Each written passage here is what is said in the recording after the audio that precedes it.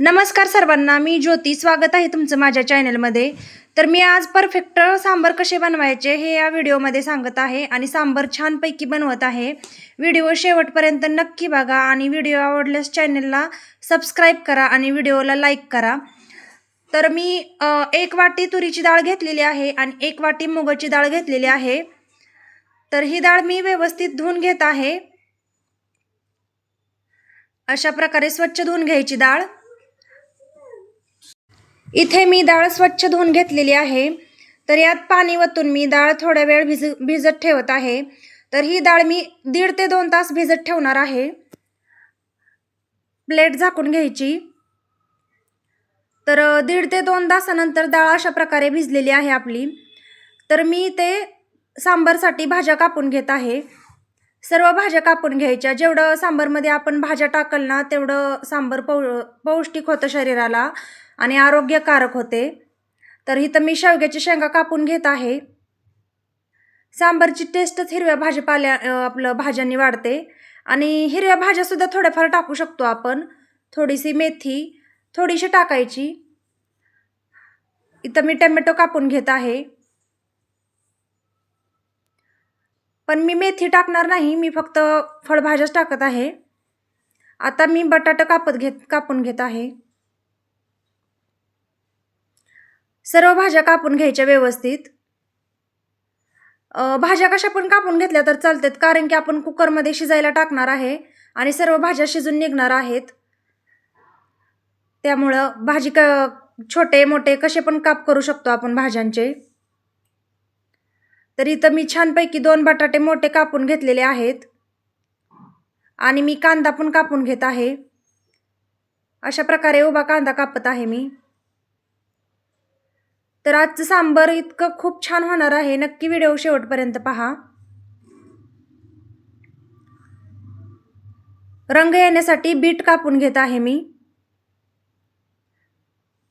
Bit हे रक्तवाढीसाठी पण छान असतं आणि आपले रक्त पण शुद्ध करते आणि सांबरला कलर पण येतो. हे पहा किती छान भाज्या कट केलेल्या आहेत मी. कढीपत्ता पण घेतलेला आहे. मिरची कापून घेतलेली आहे. कुकरमध्ये मी पाणी ओतत आहे.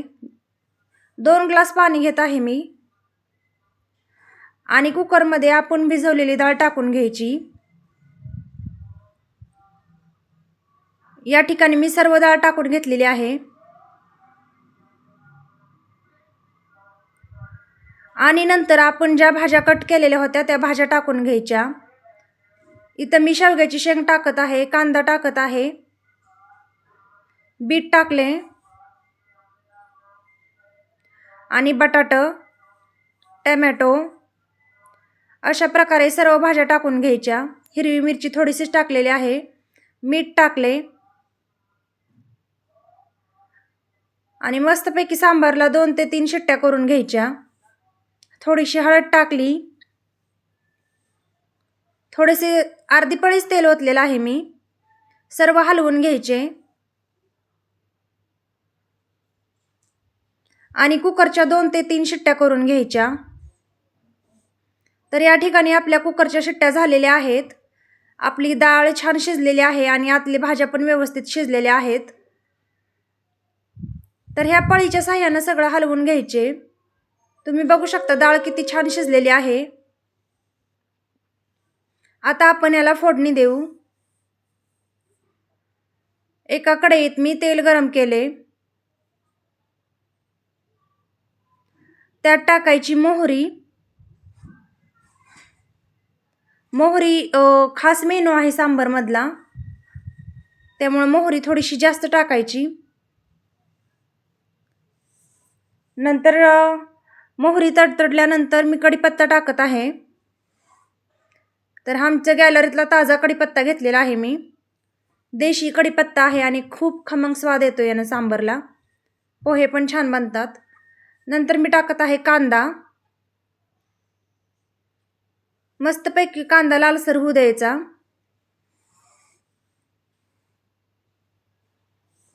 अशा प्रकारे फोडणी द्यायची सांबरला.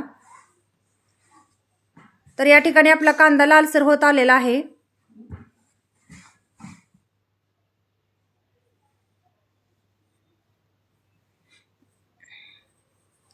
हलवत राहायचे, कांदा करपू द्यायचा नाही.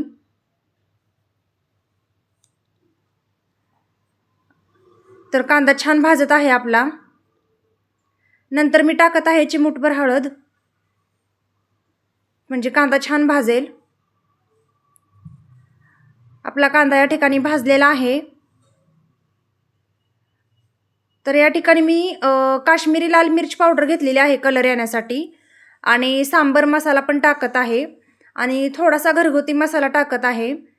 काश्मीरी लाल मिरची पावडर नक्की टाका, त्याने सांबर छान कलर येतं आणि छान पण बनते सांबर. तर या ठिकाणी आपली फोडणी मस्त तयार झालेली आहे. छानपैकी तेल सोडलेलं आहे फोडणीने. तर मंद आचेवर असंच हे परतून घ्यायचे. तर छान फोडणी तयार झालेली आहे. तर आपण यात डाळ टाकून घेऊ. अशा प्रकारे सर्व टाकून घ्यायचे, आणि पाणी थोडेसे ओतून घ्यायचे, कारण की खूपच घट्ट झालेला आहे, त्यामुळे मी थोडेसे पाणी टाकत आहे. तर आपल्या सांबारला उकळी येऊ द्यायची छानपैकी मंद आचेवर. तर सांबर खूप छान झालेले आहे, एकदम सविस्तरपणे व्हिडिओ दिलेला आहे. तर आपल्या सांबारला उकळी आलेली आहे. नंतर मी टाकत आहे कोथिंबीर. तुम्ही बघू शकता सांबर किती छान बनलेले आहे. तर व्हिडिओ आवडल्यास चॅनलला सबस्क्राईब करा, व्हिडिओला लाईक करा आणि चॅनलला सपोर्ट करा. तर असे सांबर तुम्ही नक्की ट्राय करा. धन्यवाद.